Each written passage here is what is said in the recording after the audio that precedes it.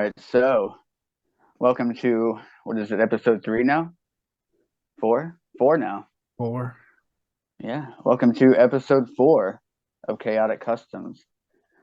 Today we've got a very special guest, one of the legends, one of the pioneers of the game, Attitude Customs. Greetings and hello to all listening. What up, bud? How are we You are doing? joined. You're I would joined by say your host, me, and Chaos Wrestling Club. Sorry, go ahead. I was going to say legend is that's a tall line. It's a tall glass to drink, man. Yeah, I it think is. I think you can chug it though. So today we're gonna be it's gonna be a little bit laid back, a little more relaxed than normal.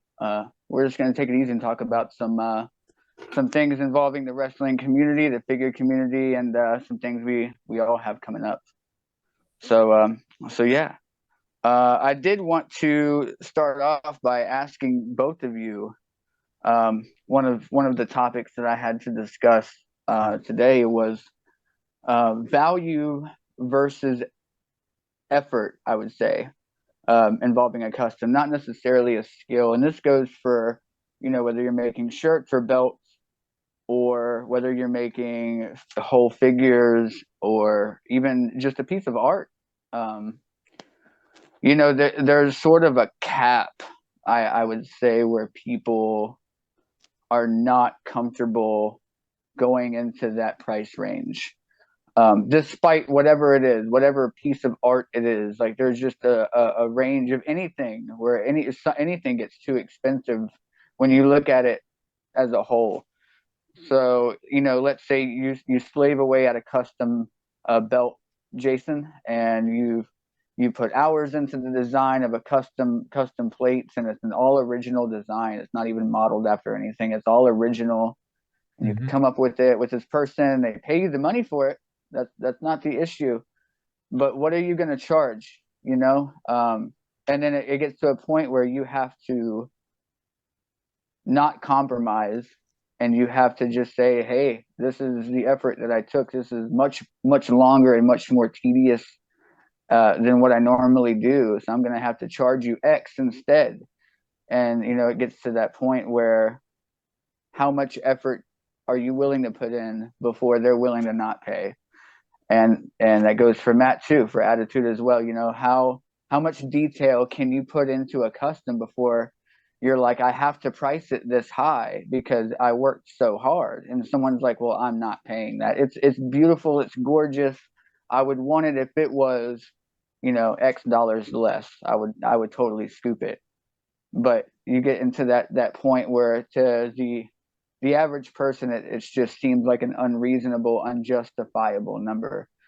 So I know, Jason, you've mentioned that, um, that if people wanted a hand sewn, hand tailored, hand measured, hand, you pick the Well, fabrics are like 1,000 count thread from Egypt or whatever. Like you pay someone else for it, go somewhere else for that, because that's not me, guy. Yeah. And I get that, dude. And that's not your lane, and everybody's got to respect that. But and that's just because that's back to the roundabout theme of everything for all these podcasts, and that's time. Um, the hmm time it would take to do all of that. Are no one's willing to pay what I would have to charge you. You know. So I guess my question to you guys regarding all of that is, um, how much detail and how much work are you guys willing to put into your normal work before you decide that you can't sell it? There'd be no way to. You have to stop here, because anything past that, because I know, like Jason, you get on your designing sprees when people ask you for like a custom design for a logo or a belt or anything. Right. Uh, Soft plug there. But but I know you really do go on like these crazy manic sprees where you just go crazy, and I know that it's got to be the same for you too, Matt, where you're customizing, you're in the zone, you've got a nice flow, and you don't really want to stop, but there has to be a stopping point where we all have to go, okay, well, anything past this is, I can't I can't sell it. It's Attitude. too good. It's too good. What what does it's attitude just think? Well, it's a good topic to bring up, and it's something I've thought about and I've had chats about before. It is a tough one, like, and I don't think there's any one straight answer on that, and I'm not going to necessarily give you a straight answer, but I kind of, where I'm at with figures when it comes to customizing. I want to just get it to a certain standard, and I'm just going to get it to where I want it to be. So Right. I don't necessarily balance like the finish, the level of detail, or how long I spend on it with how much I've been paid for it. I'm still early on in things, in terms of like how many customs I've made that have been commissioned. Um, and throughout my time of my followers gradually going up, I've had more interest, say month on month. So I was able to then charge a more reasonable and fair price for myself, Right. because Right. beforehand, the very first one I did was quite expensive. I think in the grand scheme of things, if I'm honest, I didn't really know how to price it. I priced it based on all the lists of things that I needed to do. It's a figure that didn't have a head scan. It needed the hair done. It needed soft goods done to it. There was a lot of sculpting to be done. There was soft, like nets around the legs and all sorts of stuff. And I thought what I was charging based on how many hours I would spend doing it was pretty justified.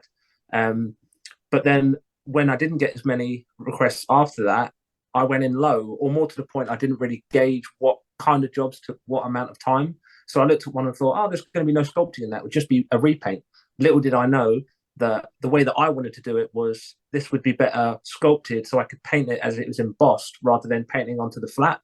So I just started creating work for myself anyway, and ended up going off on my own kind of path. And let's face it, no one ever gives you like a brief.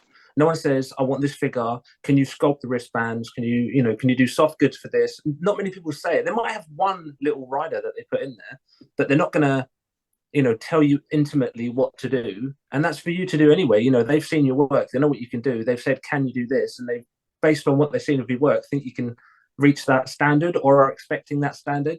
So Right. whatever I charge as a price, you're going to get whatever you've previously seen. And I Right. know that I go past that mark where it's like, okay, let's say for argument's sake, someone paid £100 for a figure. I know I've probably done £100 worth of work, but there's more to be done. And this isn't just going to this person as like, a load of free work. It's also something that I enjoy doing. I'm going to learn a little bit as I continue to do whatever extra bits I feel that need to be done on that figure are. And then other people are going to see it. It's going to land better with everyone else. If I just cap it at the price, I'll be just limiting myself. I don't know. It just wouldn't feel right. If anything, if anyone was Right. getting cheated, it'd be me. I'd be cheating I myself think because I'd be putting out something kind of substandard. Like I don't want to be associated with Matt can do £100 worth of work. I want to be associated with Matt does as good as he can, and that's it. right. No, absolutely, and I think having a self standard is probably the best answer, I guess, that you could have to say that what a good stopping point. Because let's say that this isn't like a prepaid customer; it's just something that you personally invest in, and you auction it or you have it up for sale when you're done, and it gets to the point where, like I said, you have your own standard, but if that standard's too high and you have to price to accommodate that, it gets to a point where people are uncomfortable. And I mean, why so much is always a popular question, and Jason knows that one for sure too. Why so I've much? never had anyone ever try to negotiate. Like only in Wow. one instance, and that was for those like big bulk nalas, and it wasn't really a negotiation. It's just I worked out what I felt was fair, and then I gave a price, and then they just sort of asked me to kind of round it down a bit, and I just thought, why not? It wasn't like I was desperate. That's the wrong word. It's not about money, but like I enjoyed the negotiation, the pricing, the like the Yeah, least of haggling. all aspects of it. And when it gets to that point, I just want to get it over and done with as quick as possible. I know, like ballpark, because this I can't just look at this purely as a hobby. If it's such an investment of my time, it needs to have some kind of return. And it's nice to subsidize bills or to subsidize, collecting figures or whatever it might be. So I have it in my head like I'd like to do like 30 figures and do them like at £100 each, and then I've just got like a round number at the end of the year, like annually, that I'd be making from a hobby.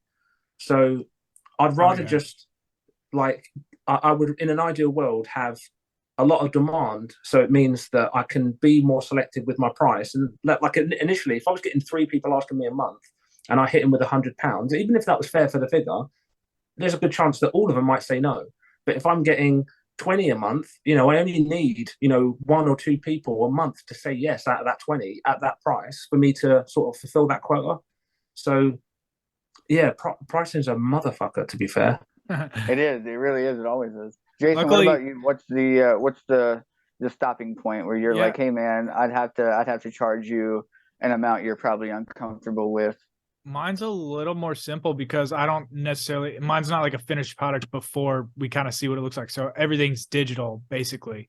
So I'll kind of tell the dude, typically it's like around $60 if you want like a full logo custom little miniature belt. But obviously if we work a little bit more on it, the more he's tweaking, the higher it can go, I guess.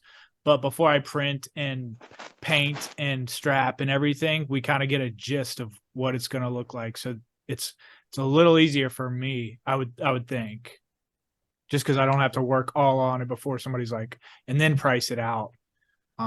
It typically, That's true. all of it typically is the same thing. I mean, it's just a little bit gold paint, a little bit more details than others, so there is a slight range, but for the most part, I'm not doing crazy tattoos like Matt and everything. Some of his figures are just plain skin, and some are crazy good tattoos. Oh, man. So and it'd be really hard to say that plain skin one versus the tattooed one. It'd be really hard to put a realistic price difference based upon how much hours have gone into each. If somebody says, I want this person, I say, just for argument's sake, these are all hypothetical prices, but if I said £100 for this one with no tattoos, but the other one, that's going to take me easily twice as long to do. Mm-hmm. So I'm going to charge you £200. They're going to be like, no, it's not going to happen. So I just have to bite the bullet, and I would put like an increase of, say, 20% on that. Even though the work is probably 50 or 80 or 100% more, I would just say, look, I'll do this one for 100, but because of all those tattoos, I'm going to put another 20 on it.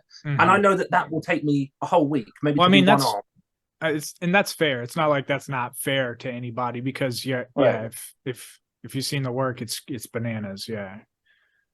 Well, I think that question kind of segues into something that you were talking about earlier that you wanted to say, Matt, one of your topics. I think the whole for the work for the money and how much work for the money, I think that ties pretty well into one of your topics.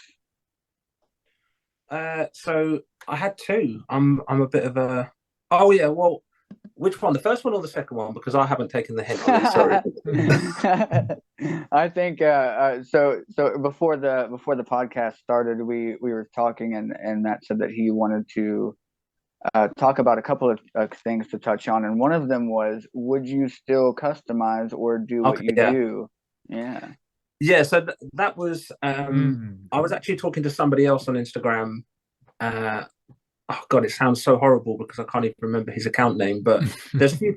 I talk to a few people relatively regularly, and sometimes you get caught in a long conversation about figures or whatever it might be. And yeah, it was something about like algorithms and stuff like that, and people were saying how where they would have got maybe 1,000 likes before, they may be just scraping like 150 now. And people were curious as to what's gone on. Does it work the same as it used to? Do I need to like put more reels on because the pictures like are, I don't know, falling behind or not being promoted as much by this algorithm or whatever it might be? And then we were talking about how your mindset changes. That was it.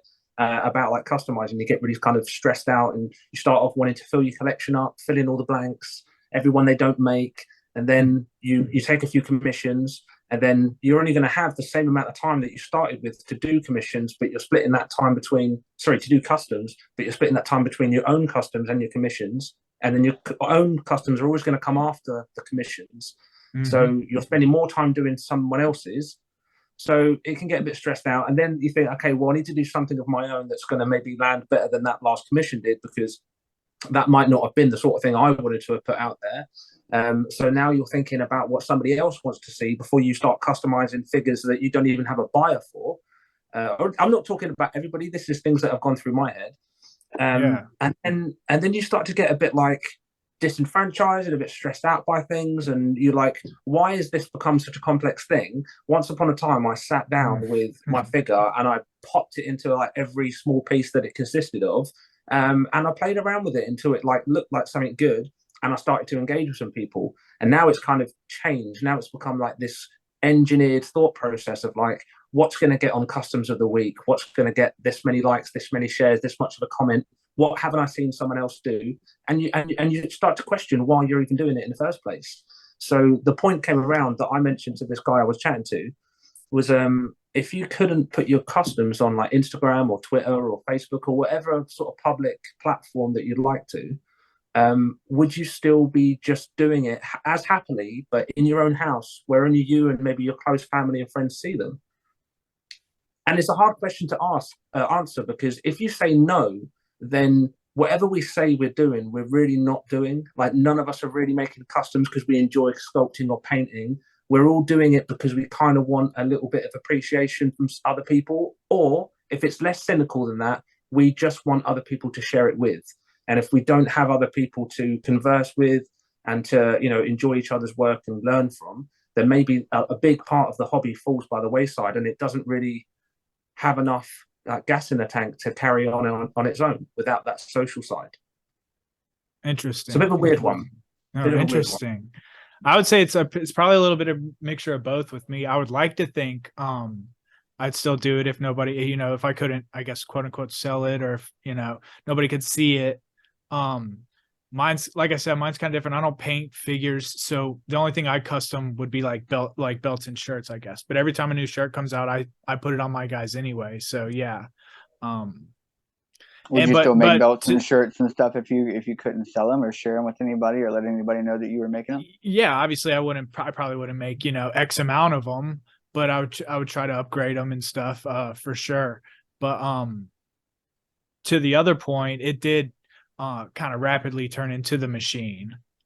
As soon as somebody, as soon as like, it catches a little bit of spark, and then it catches fire, and then it's just like, I got all this stuff to do before I can strap my new guy up. And that's how it all snowballed for. I remember, dude, that's how we met, man, because Jason was my underground guy that no one knew. He was like my ace in the hole. And then I remember telling him, like, man, when you blow up, I swear to God, you better remember me, dude. You better take me with you, dog. Yeah, it's been fun. It's crazy, man. It's been a crazy machine. I think so. It's weird for me. It's a lot to unpack, because I have seriously sat down and talked with Megan, like on a very serious note, about this exact thing. Very recently, within the last couple of days, we've been kind of talking about it back and forth, and it was. I think I would customize more if I didn't share it. I think if I wasn't on social media and I had no way to share my art and my customs, I think I would do a lot more, to be honest. I mean, obviously, I kind of would need social media to an extent to be able to get a hold of some of these guys to get the stuff I need. But if I didn't share anything and it was just for communication purposes to order stuff for like what I wanted, like a store, treated them like a store rather than like a whatever. I think I would do it more, because like you said, the getting, once it becomes a machine and you get wrapped up in it, and I spend most of my time doing customs for other people and thinking of content to post so that the algorithm doesn't drop me off. Just stuff like that. Like you wind up getting caught into the social media tornado, whether you are meaning to or try to or intend to or not. It just kind of happens like that. And especially when you get more of a reputation or more recognized or more of a following, because when I started, making customs, it was as with all of us, it was just for me, just for the shelf, just for myself. And then I realized that a lot of the custom makers, like I said, I wanted to buy a custom at first, and then most of them are on Instagram, so I had to make an Instagram. So I came on here just looking to buy, and then I turned into someone that was like, well, I've made a couple myself because these guys were rude. I might as well post some pictures of it and see what people think. And I think once you go to social media for anything, whether that's to post your art or just to scroll or just to browse or to hit up your homie from 5 years ago, whatever, you're looking for some sort, when you post on social media, you're looking for some form of validation, whether it's subconscious or you're doing it or whatever. Like there's some sort of validation that we kind of crave from that. And I know that when I started, I had been going for like maybe 3 or 4 months and I had like 12 likes, 10 likes, the highest. Like on my best work, I had like 10 likes. And it was like that for a while, and it did kind of discourage me. So I have to be blunt and say that like that engagement with people and posting and engaging with people that had liked interests in me, that craving that validation from these people and like wanting and craving that like conversation with like-minded people, yeah, that kind of, it did sort of creep in and get to me for a little while. But yeah, and that was kind of the argument or the conversation I brought up to Megan. I was just like, do you think that, she asked me, do you think that you would do this still? Hers was like, do you think you would still do it at all if you weren't on social media? And I was like, I think I'd do it more. Yeah, absolutely. I'd have more time. I would have less stress. I wouldn't have to worry about deadlines or any of this crap, And it's not crap. I mean, I love what I do, but yeah, there is stresses that come with it, especially, mo money, mo problems. Hell yeah. For real, man. And like, that's not in the sense of it being about money, but when your goal then evolves into, well, I might as well take this talent that I supposedly have and reach out to other people, and people are wanting to buy it, so you're like, well, that's flattering. I didn't make this intending to sell it, but it's flattering that you would want to buy it. And then it kind of gets in your head like, well, I can make people smile. I can, like, this is, somebody will hit you up like, oh, I've always wanted this figure and yours is the best. And oh my God, like I dream of a figure like that. And how do you say no to that? You know what I mean? And it's very flattering. And then it's like, oh, I'll throw money at you. I don't care, whatever you want. So then it gets in your head like, well, um, should I keep doing this, or should I start selling this, or what am I doing? And then then the floodgates open and it just kind of snowballs and you get more popular, and yeah, it happens, man. And then it just becomes keeping up with it at that point. It's like a chore of keeping up with the algorithm and making sure that you stay relevant. And yeah. Has anybody ever like noticed a fellow Instagrammer, even if it's not someone that you really talk to that much or don't have like conversations with, but have had interaction with? Have you ever kind of noticed, maybe from their absence, temporary or whatever it might be, or maybe even from some of the posts, or whether they've changed the setting, like now you can put it so it doesn't show your counts of your likes, it just says liked by this person and others. Right. And at first, when I saw that, I thought, oh man, that's like when it stops giving you the individual figure when it reaches the thousands and it just says like 54K. Mm-hmm. I thought that was because they have so many likes, it just says others, like they wasn't even quantifying it. But it turns out you could actually put that setting on yourself. Now, I would ask the question, why would you want to put that setting on unless likes were bothering you? You're looking at the last post compared to the post before, you're seeing the fluctuation and the flow. You're getting different responses to different things that you put up there, and maybe it's not landing as you thought it was. So thinking you're making mistakes, or that you're not as good, or that people aren't looking anymore, or that somebody else is better. It can boil down to the time that you post it. It's so weird. Yeah, absolutely. And I wonder, like, because I've done it, like, I'm not saying I'm a Samaritan or anything like that, but I've done it on 3 occasions. To 3 obviously separate people that I've just didn't make it really like overt, like, oh, what's going on, you're not yourself or whatever, but just asking how they are, and then like asking again, Like people normally say off the bat, yeah, I'm fine, yeah, I'm cool, yeah, not bad, yeah, great, how about you? I'll be like, oh, what's going on? And then I might like say, oh, I notice your posts have been different, or how are you finding the new whatever, and just try and get them talking on stuff. And What a bro. yeah, pardon? I said, what a bro. Yeah, well, it's an interesting thing because I think we've got, like in life, I know this is a bit of a weird kind of off the beaten path tangent and that, but there's more to communication with people than just like words and what they're saying.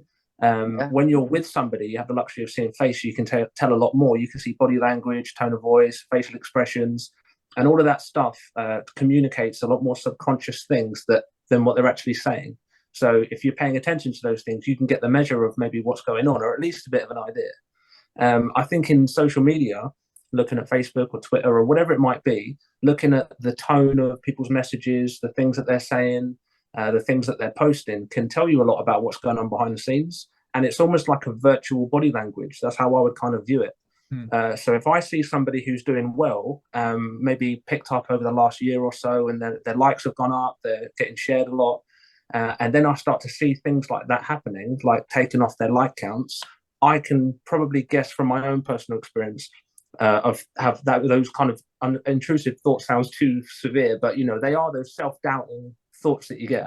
And I'm seeing other people, and it makes me want to think, what, like everybody says, like ask people how they are, check in with them. Like, when's the last time you just phoned a friend to say, like, how are you? Rather than, oh, I need that thing back I lent you, or whatever it might be. So yeah, I don't know these people as friends, not just not to play down our relationship at all, but I've never met them face to face. But I'll send them and see if I can maybe find out what's going on. And they've come back in some instances, and I can confirmed my suspicions. And we had. And I can't stress that enough too, because I definitely have had those self-doubting, intrusive thoughts, and I have went to a group chat or sent a message to a friend or even Jason and been like, hey man, I'm kind of in a funk, man, and this is what I'm feeling. I'm feeling like I'm doubting myself, or I feel like I'm not kicking up with the algorithm like this guy or and sometimes it takes a little elbow nudge from a bud to get you a little extra little hitch in your giddy up, you know what I mean? So I can't stress that enough. Go ahead and reach out to a friend, man. If you really are kind of feeling a funk, reach out to a homie, reach out to a friend, reach out to a fellow customizer, man. If you're having trouble with customs and you're doubting your customs and you're looking for tips, and you can't figure out how to get your milliput to lay right, or you can't figure out how to get your paint thin the right consistency, hit up a customizer, man. I can't speak for everybody, but a lot of the people that I know a lot of our guests on the podcast, a lot of our past guests, be more than happy to talk to anybody that's looking to get out of a funk as far as tips for customs go. So yeah, I can't stress that enough. And reach out to your personal friends if you're feeling kind of funky, man. For real. It sounds funny, like if somebody was listening and thinking like, oh, how can people have issues about customs? But I don't even think that's the issue. Oh man. That's just like a byproduct of kind of just where they're at, because whatever your passion or interest is, if you feel it's not going well, whether it's a business venture or you're trying to get into better shape or whatever, if you're sharing that journey with people and you're not keeping, on the beat and producing these photos of either the work you're doing or how well your weight loss is going or how big your chest is getting, you're going to start to have those doubts and those stresses, and it's going to affect your self-esteem and shit like that. So I think I absolutely agree with what you said, but just for anybody who thinks maybe that the source of people's stress is the customs, so I don't think it's that. I think it's just that we only know them through customs, so we're only seeing that small, through that small window into your life, and there you can still pick up stuff from that. That's kind of what I was getting at. Right, exactly. But either way, reach out. Yeah, for sure. For sure. So, we have any other moving topics we can go ahead and get into? No, I don't know where that one came from, but yeah, the other thing I was mentioning to you before we came on, and it's something I've been thinking about for a while, and I wonder is it just as simple as doing a few extra customs, or would it be really kind of trying to spread yourself too thin? But I know a lot of other people collect different lines than just figures, like wrestling figures. And I was thinking when I don't obviously my Instagram is pretty well channeled into wrestling figures, among a few other weird shit that comes up on my Instagram. But mostly, I'm going to see figures of that. I will see a few Marvel Legends creep in and some Storm collectibles and stuff. But mainly, it's around the wrestling figures. And I don't know what the standard is, or who the people out there, like who's the House 14 of GI Joe Classified, or the Federation equivalent of whatever. Yeah. But what are they like? Are they good? Have they got game? Can they sculpt? Can they paint? What are they making of the figures that I could have a crack at as well? And wondering whether that would mean like engagement with more people, broadening the horizons a little bit, maybe giving myself a bit more picking and choosing when it comes to what I want to do week to week to keep things fresh. I've never customized anything else other than a wrestling figure. But I wouldn't mind, like, I did that Marina Shafir, I did these cargo pants, and the the big pop on the side, the straps and stuff like that, kind of like military. And I thought, I could easily just take one of my GI Joe figures and just slap some milliput on that and make a few like bandoliers and grenades and some ripped bits. And I've even sculpted when I run out of when I get to the end of my milliput and I've got a little bit left, like that I've mixed up too much, I've made a few like knives, like bowies or buoys, whatever you want to call them, kukris and daggers, a little karambit and stuff like that, just for fun. And they fit into the hands of the GI Joe figures. They're not even painted; they're just in their hands. And I thought, yeah, why wouldn't I do that? But would I have to do it on a separate account to keep the two communities apart and keep the wrestling community pure as such for me, so I don't have to worry about having like different messages flooding into my inbox? I don't know, just a thought. I don't know if anyone's ever considered it. I'm thinking about it. I Power Rangers. I love the Power Rangers. So I've done. Oh yeah. I did power coins and little morphers, and I posted. I think I might have posted it on the. I'm pretty sure I posted it on Chaos. It didn't get him on many. Ethan Page vlog, baby. Yeah, I got him on the vlog. It did. I don't know if it got too many nibbles, but also I'm on the Power Rangers sites on Facebook, and it did get a few nibbles over there. So yeah, yes and no. I don't think you'd have to change your account, but it might get a little more confusing. But you're still would just be Attitude Customs. But yeah. If you can do GI Joe, I don't know if I don't see too many. Maybe my magnifying glass isn't on them, but too many custom sites for others, like custom GI Joe pages. I'm sure they're out there, but see, that's why I think the wrestling Power Rangers and Turtles, yeah. The wrestling group is kind of like, it's got its own flood of new designs, like constantly just gushing in. Because with like GI Joe, you'll have a few figures, say, I don't know, Snake Eyes, for example. You have like Arctic Commando, you have his regular sort of ninja one. They might make a limited edition ninja one, like that comes with a few more bits, slightly different paint application on it. But when you've got, and I don't do figures for like Roman Reigns or Seth Rollins and stuff like that, but they're WrestleMania attires, and people are like, boom, straight on it, straight on it, straight on it, straight on it. So you can just keep taking the same figures. And I've seen people's shelves. I think it's madness. Got like 30 Seth Rollins. Yeah. And I'm thinking, all right, if that's what you like to do, or like 100 Rey Mysterios, it's not for me, but it's almost limitless, and you can keep on like upgrading the parts, and like different head scans come out, and there's a way bigger variety and option to explore when it comes to wrestling figures. So maybe that's why they are as customizable as what they are. But I think maybe for the other figures, it's about upgrading them, like sculpting things that weren't sculpted, stuff like that. That'd be cool. I think it's smart to always keep your eye on other lines anyway, because I mean, drawing inspiration from, like, let's say music, the best music in the last 100 years has all come from people taking influence from another genre that no one else was listening to, or that no one else was doing.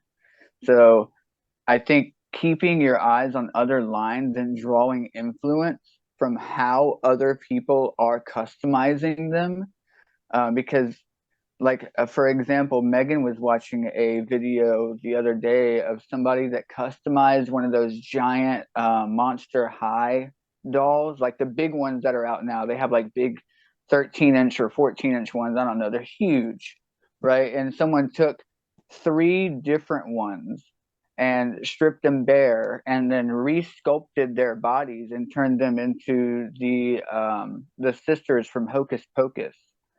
And yeah, I gave them all like hand knitted or hand stitched, handmade cloth goods.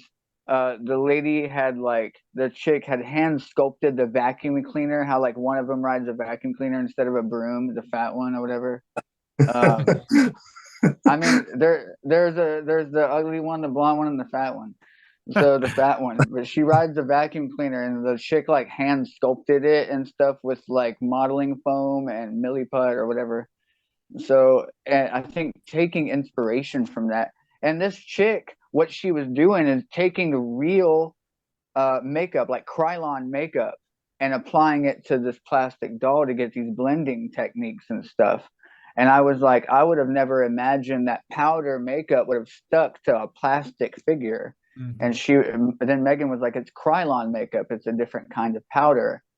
And I was like, huh. Well, like, I would have never, like, nobody in the wrestling figure community is shading with makeup. I would have never, that I know of. You know, no one has shared that secret yet. I think it was BW. I'm not sure. I might be wrong. Did a body tone, like skin tone tutorial on YouTube, and he used pigment like powder.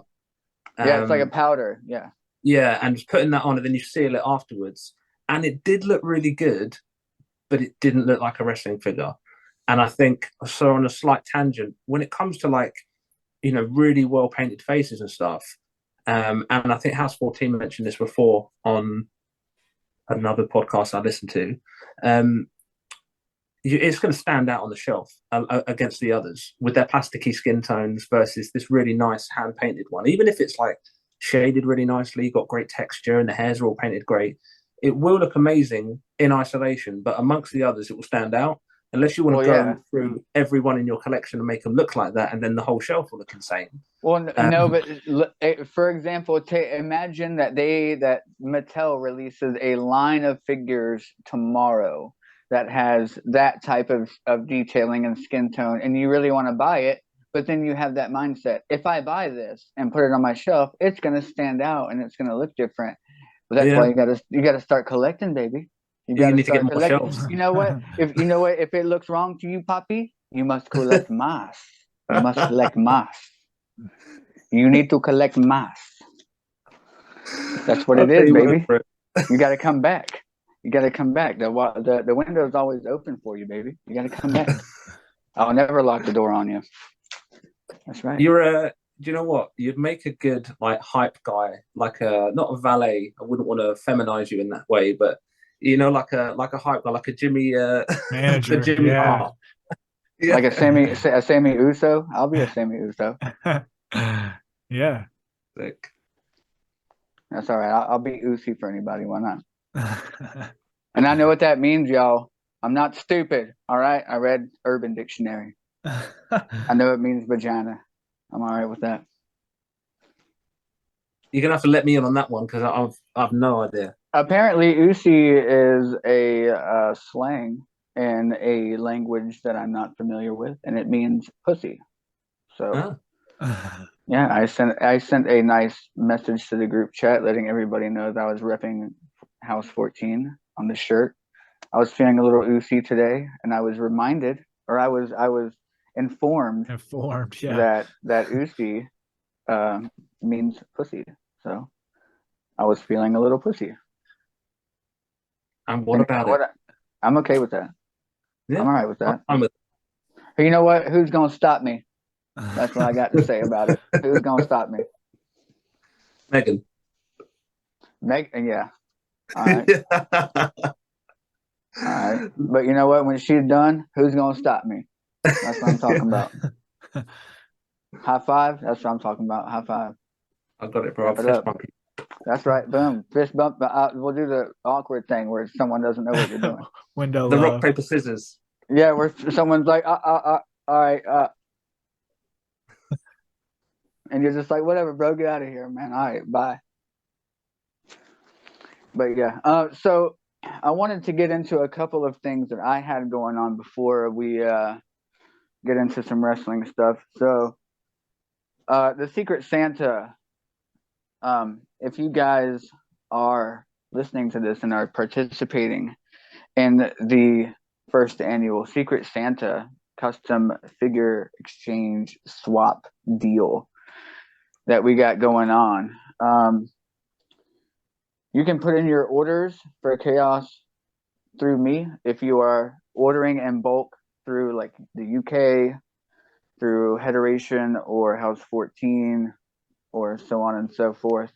If you are only getting something from Jason and you are buying something from him as well, you will go through him like a regular order. So to clear up any kind of confusion on that.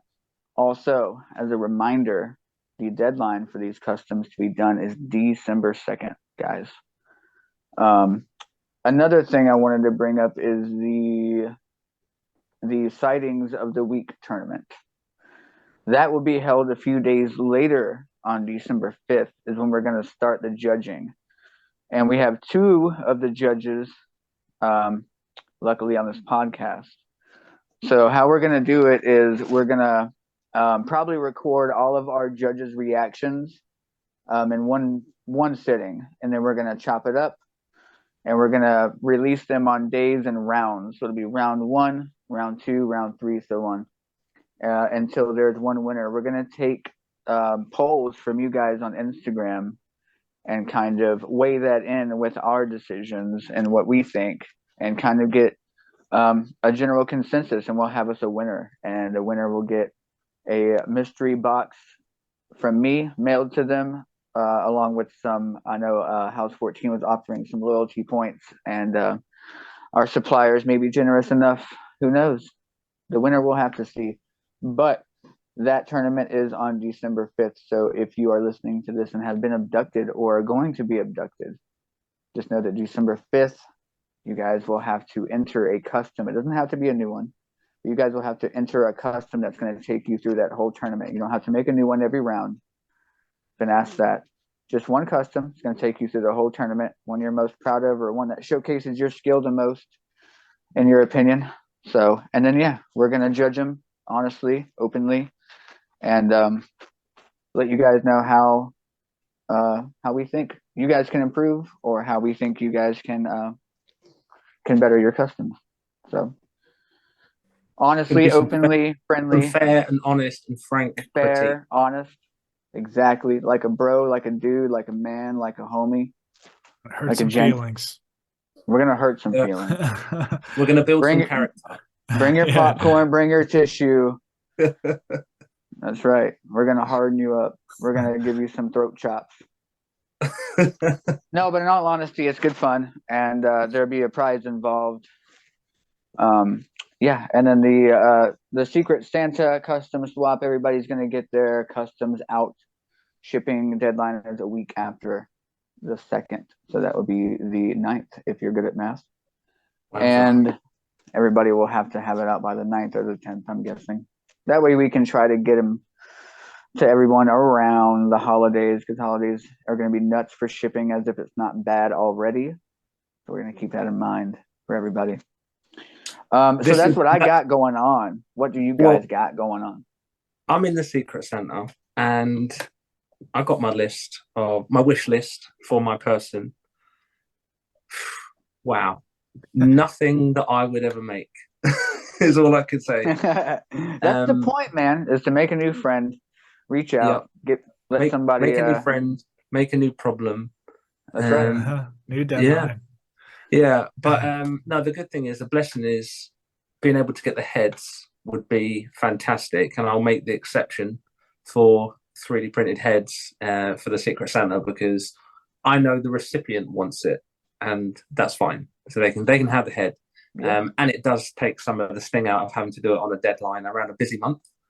You know, work will get busy, social life will get busy. It also helps the head guys are over there next to you, so all you got to do is pay shipping, and shipping is super cheap because they're over on that side of the river, on that side of the pond. It swings and roundabouts. My custom will be going over the pond, but we'll be doing some domestic transport of the heads. Cool. So, yeah, but like I say, it's not gonna. You know what? The only thing I'm gonna say is if I put this custom up on my photos on my account, and I get people asking me to make any of the people from this list, I'm telling anyone listening now in the most polite way, fuck off. Fuck is off. the answer. Hey, I will say that I won't say who, but I will say there was one wrestler in particular that was on almost every list. I think 8 or 9 I of called the it already. 12 lists. I already called it. I know who you're talking about. I know you don't say it, but you I'm not were gonna. right. You were right. Yeah, That's it's exactly so who annoying. it was. I know, but yeah, there was one wrestler in particular that I'd say 8 or 9 of the 12 participants had on their list, and yeah, Matt guessed it right in the DMs, but I won't say who and I'm on not doing anyone's it. list because I don't know who's making what. I don't know who's making what. Megan did the whole.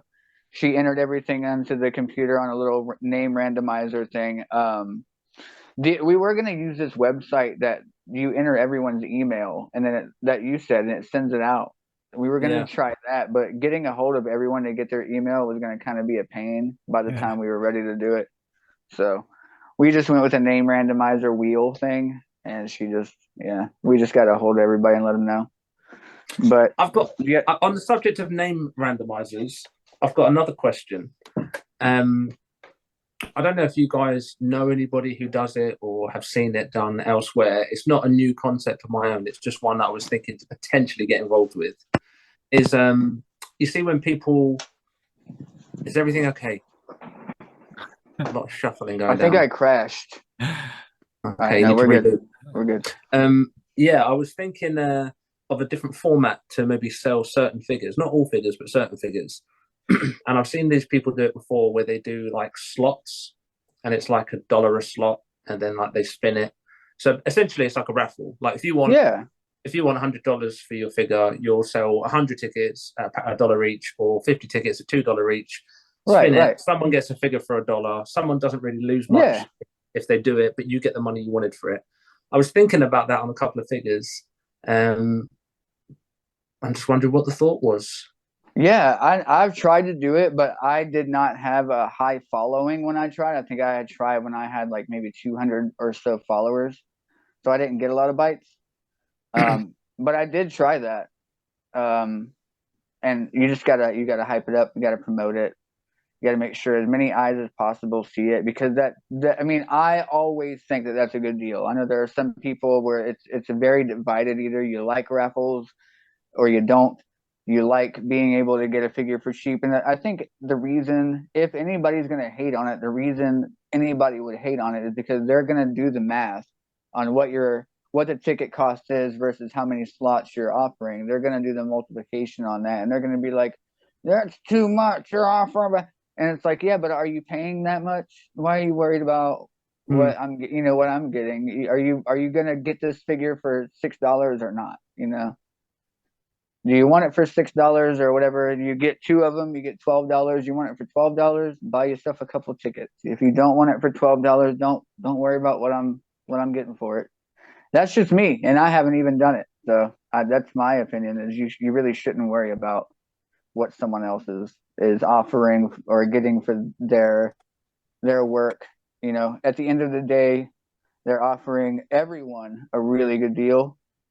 And you win some, you lose some. Yeah, it's just gambling. I don't ever do it because I have horrible luck. So I've never entered a raffle, but there's no way I'd be like opposed of, especially if the work's good enough too. You get enough eyes on it and people want it, like a unique one too. Like your Julia Hart coming up, put that up for raffle. I'll win. I'll buy every spot. No. I've had a message or two. No. See, that's people what I'm are saying. interested. Hey, dibs. No. I already got dibs. You wait. Do you know what? I was doing a little bit today. I always get distracted on the weekends, rightfully so. It's the best kind of distraction, my son. This weekend, lately he's been getting more and more into trains. Just like I was going to ask if you guys did the trains thing, man. I told Megan that too. Megan thinks it's wonderful. Yeah, we were out on the trains again yesterday. Just went to Cool. London trying to hit up all the train lines that we can. I don't know if Yeah. either of you two are familiar with the London Underground. There's about, I don't know, 12 lines or something like that, underground lines. And they've all got their own names. So there's loads of videos online of kids like trying to jump on every single one of them and doing it in a quick time and all that. So we just spend like 2-3 hours just going around the trains. Um, anyway, so we came back, and then my wife said to me, "Look, you relax today. You went out all day yesterday. You've been at work. It's fine, chill." And it didn't happen because obviously my son's like, "Daddy, can you go with the trains? Can you do this? Can you do that?" So I ended And up you're like, sculpting. yeah. Yeah, I don't. I mean, at first, I'm like, it's a tough one, man. It's a tough one being a dad with the guilt. It's just guilt, basically. Like, if you're doing something that's only benefiting you, you naturally feel guilty about it. So, and especially when they're awake.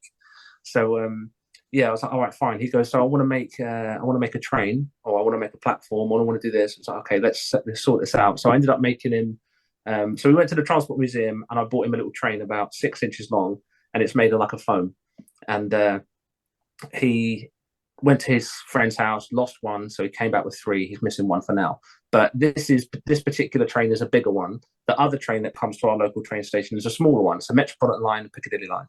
And he wants the Piccadilly line train, so I sculpted him a Piccadilly line train from scratch. Just like cut some Cool. card, got some foil, slapped it in, Holy then shit. some polymer clay. Spend that doing that pretty much all day. And then I was like, oh yeah, I was in the process of literally cleaning my desk to start doing some stuff on Julia Hart. I sat down by the time he went to bed, because when I spoke to spoke to you beforehand, he still hadn't gone to sleep. This was about 8:30. And yeah, getting back to the Julia Hart, I painted House of Black on her chest probably about 20 times, because I don't use decals. So whenever it comes to text, I have to get the text 100% right. And in this instance, it's That's like, one of the reasons why I don't, is because of text. it'll be fine. One day I'll be able to do it like a printer, just done. Woo. But Calligraphist. until then, I'm just paint it, wipe it off, paint it, wipe it off, paint it, wipe it off. So I might have a photo later on of the two sickles and the text done. But what a pain in the ass. So rad though. Yeah, it's a pain.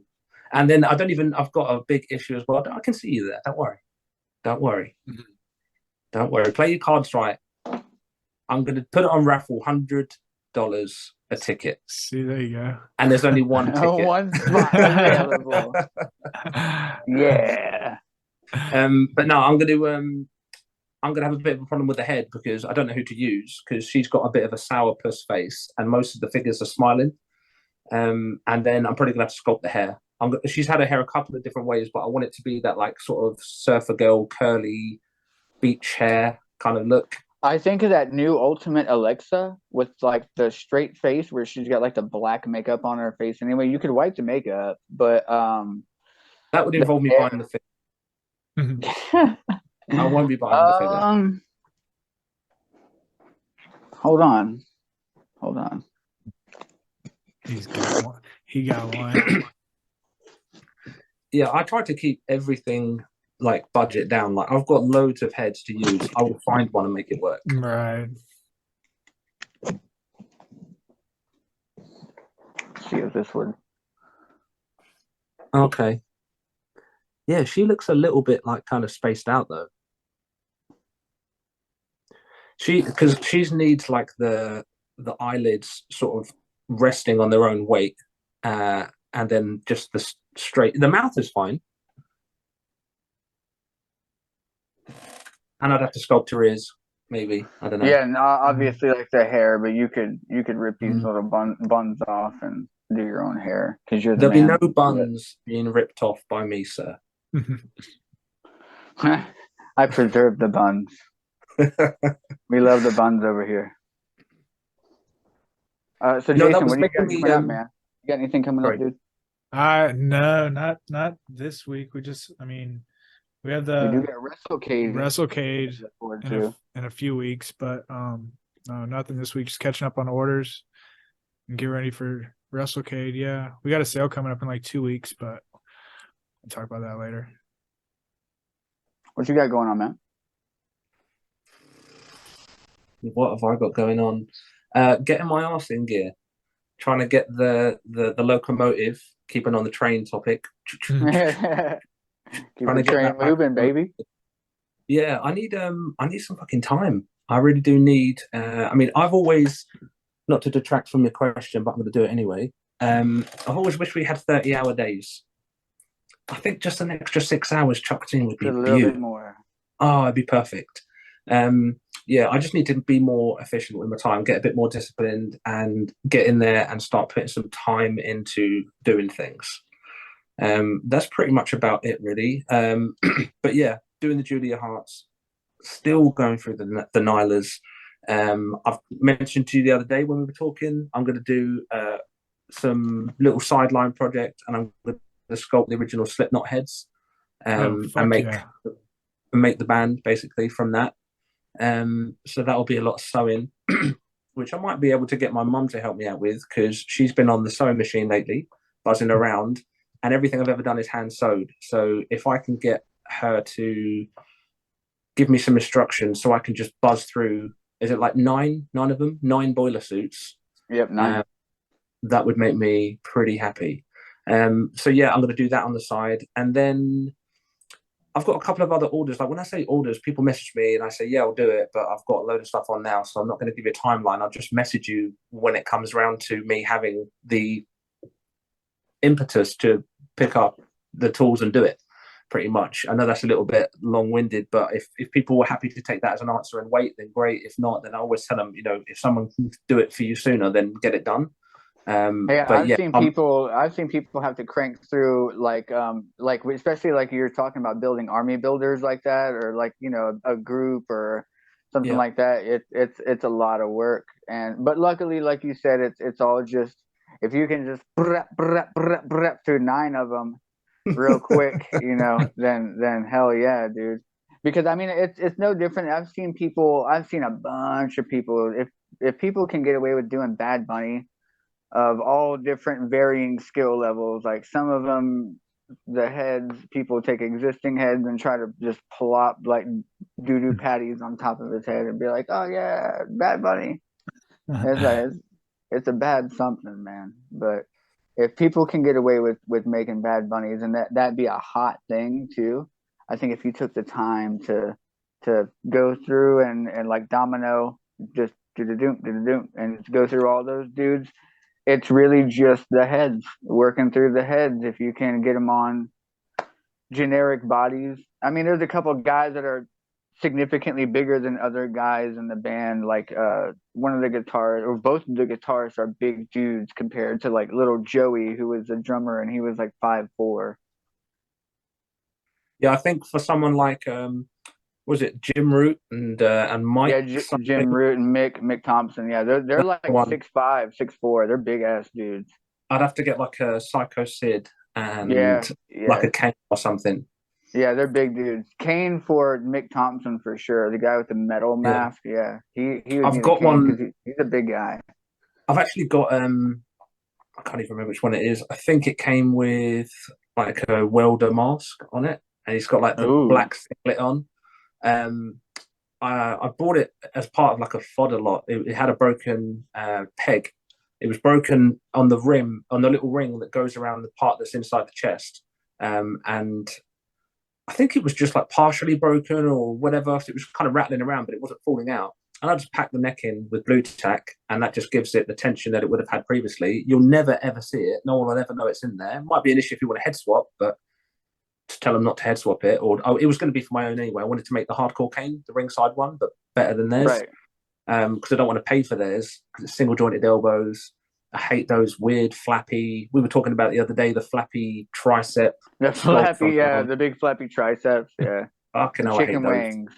Yeah, so I was going to use that for it, but I could just use that body and just put it under a boiler suit.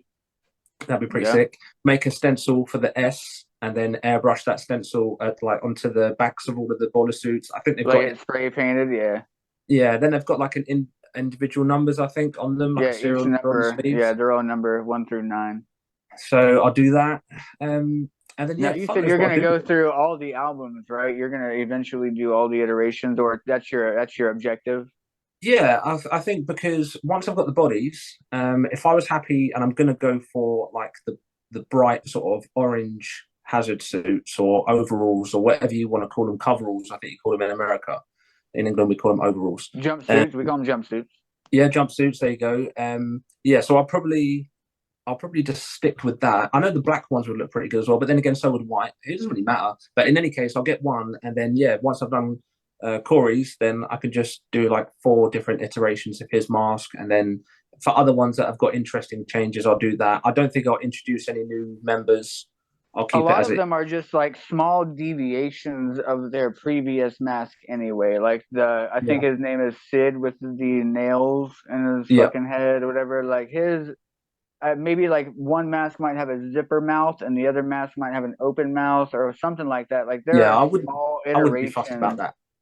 No, yeah, it's just small deviations between each mask, and I think the one that changes the most is probably obviously Corey. Corey's obviously changes his whole theme of it with every album, and the other guy is like Clown changes his look, like of the clown, like the different styles of the clown. He's changed that quite a bit.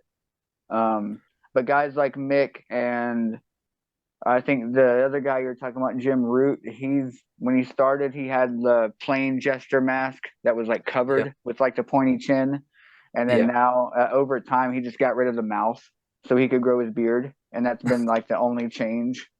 He just cut the mouth off. So yeah, you'll be real lucky going through all those. Like I said, your main struggle or your main challenge is going to be all the Corey mask, especially that one where it was like a waterlogged corpse for like volume 3. It's all stitched together with like the jaw separated, the mandible coming like the off of bullfrog it. neck. Yeah, I love that one, dude. That was my favorite one. Yeah, and then I've got, like I say, I've got other things like people to message back and say, oh, you know, some guy, I forget his name, I wrote it down somewhere. He wanted like I don't even know, I can't remember his name. Who's the dude who wants to turn into a demon?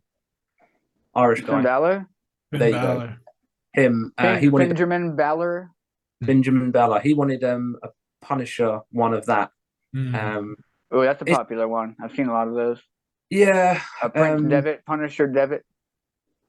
I don't know any of that. I don't know what that even means. But yeah. So he wants one of those, and then somebody else wanted a few other bits. But I don't know. As much as I don't want to long people out any more than I have to, I still need to do some other stuff. Otherwise, I'll probably just stop doing customs altogether because, as I've mentioned a few times now, I'm getting a little bit sort of disenfranchised with the whole thing.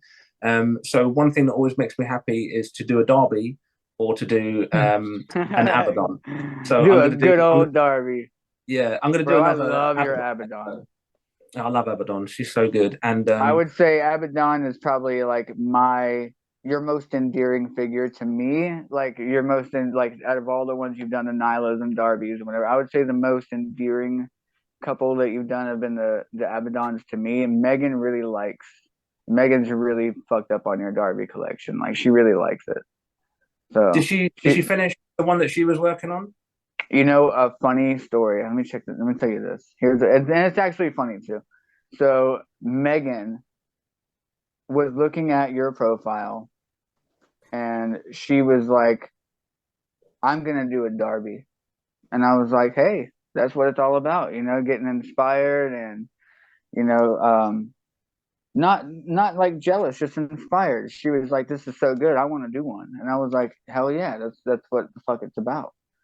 So she was like, I want to do one that he hasn't done and one that hasn't been made in a figure form. And I was like, well, that's going to be the challenge because all the ones that aren't made in figure form, he's trying to work through those. And so she was like, well, I'm not like in competition with anybody. I want to know that like I can do something without comparing it to someone else's. I want to know that I can do something original. And I was like, well, then go for it. She's like, all right. So she like looks up a few Darby pictures and she's going through them and she's like, I found one I really like. I was like, all right. So she did it. And I showed you what she had worked through on it. And then probably like a day after that, she texted me from work and she was like, mother bitch. And I was like, what? And she was like, You know, I'm working on the ringside derby, like the coffin drop derby. It's already fucking made. And I was like, oh, dang. She's like, I don't have that. She's like, we don't have that figure. So I didn't know that was the one. And I was like, yeah. And then she looks at it and she's like, she sends it to me in like a forward message. And she's like, it looks like shit anyway. She's like, it looks like ass. It's bad anyway. Mine's better. I was like, oh, sweetheart, it's all right. You can start over and pick a different one. She's like, no, I feel that sucks. And now I don't know which one I'm going to do. So she's going to Well, get back in it. She just said now she's got to start from scratch all over again. And she's going through the stages of acceptance on that. yeah, she needs to just let that sort of disperse into the ether. Damn it. Yeah, She absolutely. was, damn you, Mattel. I had no idea.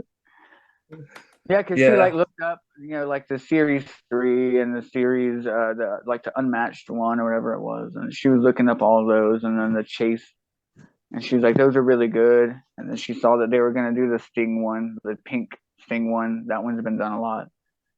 And so then she saw yours, so she's like, man, I guess I'll do like Have the skull one with the rib cage on the chest and all that. And I was like, yeah, go for it. She did the whole side of one face, and then messaged me like the next day and was like, mother bitch,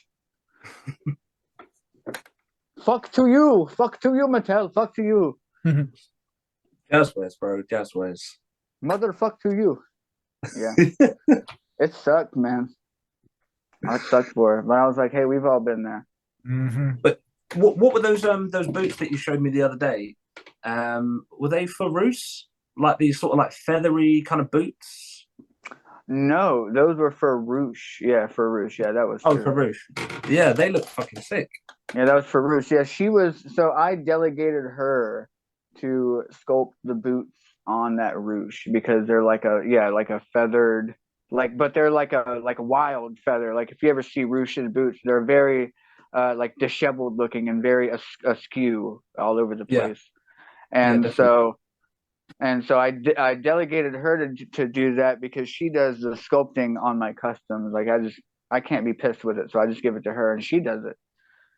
She does a really good job. So, and she's working through the different like hacks and techniques to go through, which kind of ties into this is because I was like, here, just use your green stuff or whatever it is that you use to get the feather effect, and you can just cut them like triangles. You know what I mean? Like the pointed tips, like the Yeah. feathers are, and kind of just do a bunch of those, and then you can like stick them or glue them or however you're gonna do it.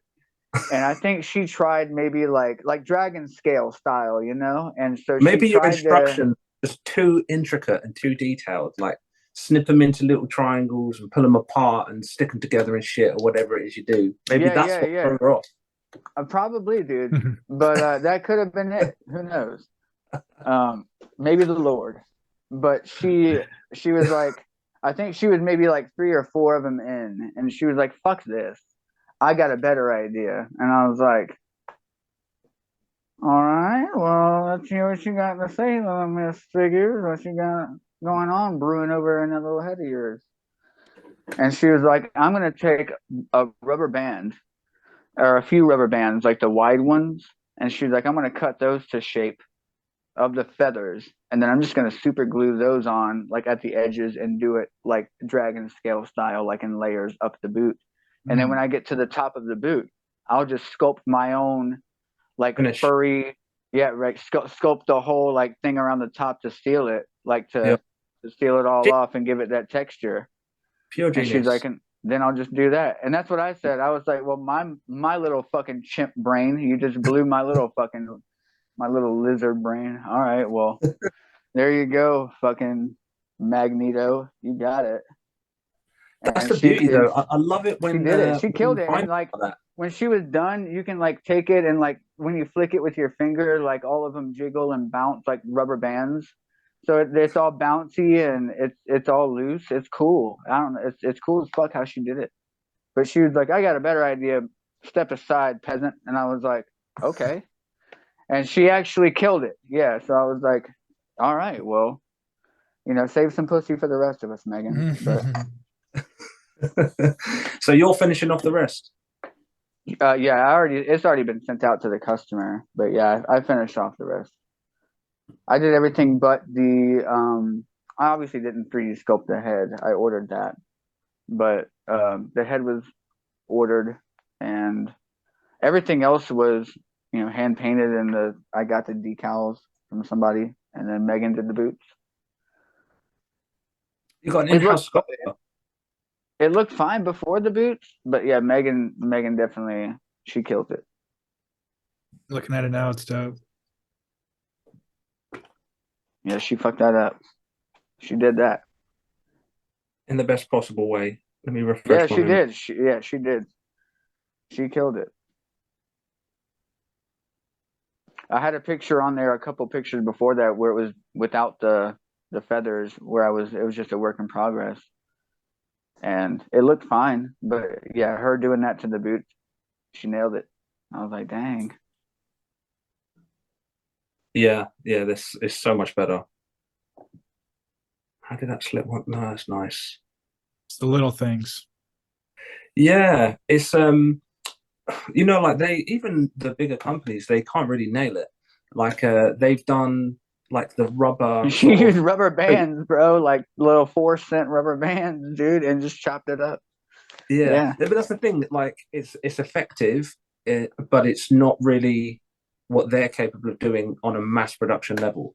So you're getting these like molded little hoops that go over the leg of like Ultimate Warrior that are like obviously not particularly flexible, or you're going to have the abomination that Jazzwares put out of those young bucks tassels. With the little tassels. Man, yeah, they were fucking shocking. And I've seen people online reviewing them, and I just don't know what's going on. Like, am I just different from everyone else because they look like shit?